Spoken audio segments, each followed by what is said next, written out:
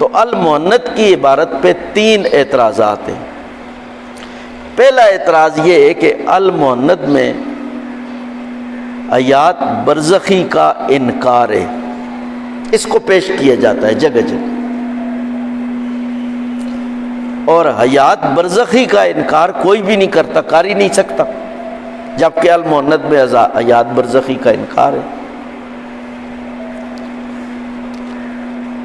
میرے پاس ہماری حضروں کے ہمارے ایک دوست تھے، وہ دورہ تفسیر پڑھ کے آئے نیلوی صاحب سے،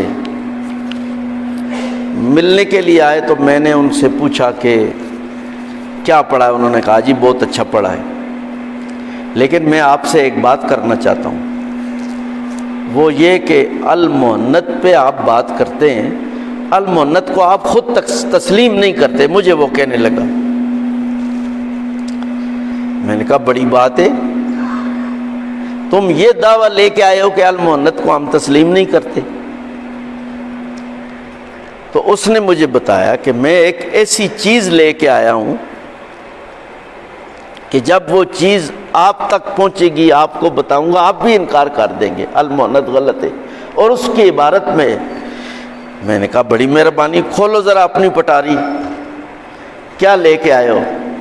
تو اس نے کہا جی المؤنث میں حیات برزخی کا انکار ہے کہ نبی علیہ الصلوۃ والسلام کی جو حیات ہے وہ دنیاوی ہے، لا برزخیتن، برزخی نہیں ہے، لا برزخیتن کے الفاظ ہیں، وہ برزخی نہیں ہے۔ کیا آپ مانتے ہیں وہ حیات برزخی نہیں ہے؟ میں نے کہا میں تو یہ نہیں مانتا، اس لیے کہ نبی علیہ الصلوۃ والسلام کا وجود مبارکہ اس وقت عالم برزخ میں ہے، عالم دنیا میں نہیں ہے۔ اس لیے اگر کوئی کہے کہ یہ حیات برزخی نہیں ہے تو اکابر میں سے کوئی بھی اس کا انکار نہیں کر۔ اس نے کہا المؤنث میں انکار ہے۔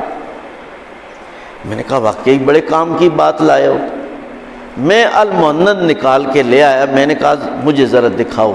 اس نے نکال کے دکھا دیا، دیکھو جی یہ لکھا ہے وہ ہے لا برزخیت۔ میں نے کہا ٹھیک ہے آگے بھی پڑھو۔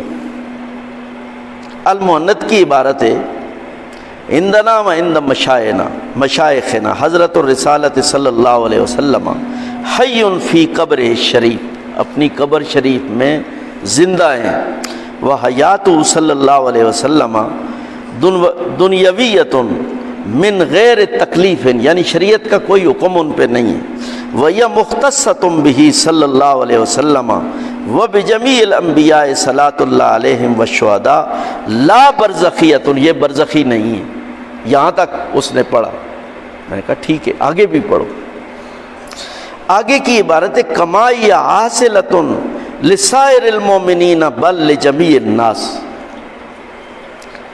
وہ برزخی نہیں ہے جو عام لوگوں کو حاصل ہے۔ میں نے اس سے کہا دیکھو لا برزخیت ان کے بعد کما حاصلۃ، عربی میں کاف تشبیہ کے لیے آتا ہے، یہاں تشبیہ اور تاکید دونوں چیزیں مراد ہیں۔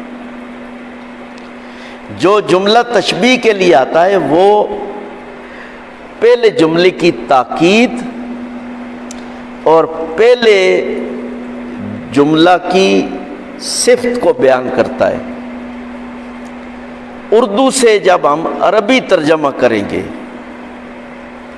تو اس میں عربی میں پہلے موصوف اور پھر صفت ہوتا ہے، جب اردو میں ترجمہ کریں گے تو پہلے صفت اور پھر موصوف کا ترجمہ کریں گے۔ مثلا ہم کہتے ہیں قلم سمین، قیمتی قلم، اور جب اردو میں ترجمہ کریں گے تو سمین پہلے آئے گا، قیمتی قلم، ترکیب وہی ہوگی لیکن اس کی صورت بدل جائے گی۔